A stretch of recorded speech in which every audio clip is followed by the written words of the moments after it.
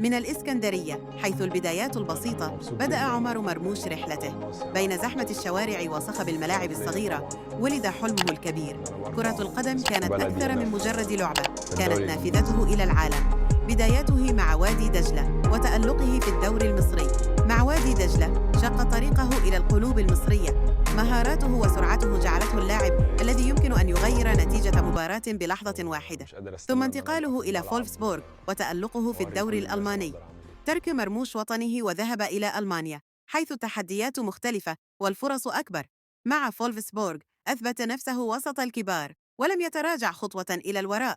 لكن بعيداً عن الملاعب، هناك جانب آخر لعمر مرموش، شخص بسيط يحب الحياة العائلية ويحرص على البقاء متصلاً بجذوره. يقول: عائلتي هي الداعم الأول لي، بدونهم لم أكن لأصل إلى هنا. في لحظة تأمل قرر مرموش أن يشارك جزءاً من رحلته مع الجميع.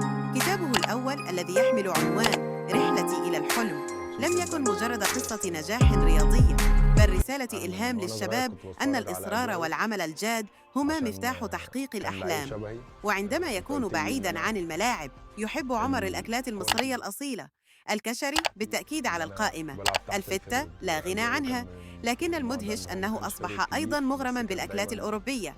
ويقول دائماً: الأكل يجمع بين الثقافات مثل كرة القدم تماماً.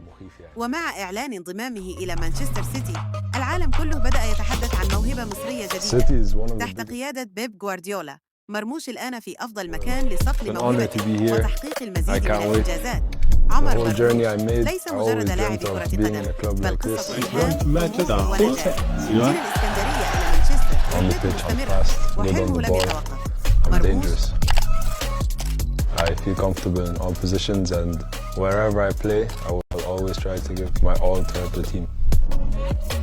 I'm proud to be Egyptian.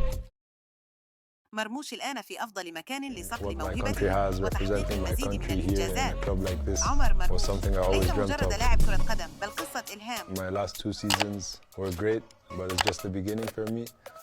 Now my journey starts with City, and I can't wait to prove my qualities on the pitch.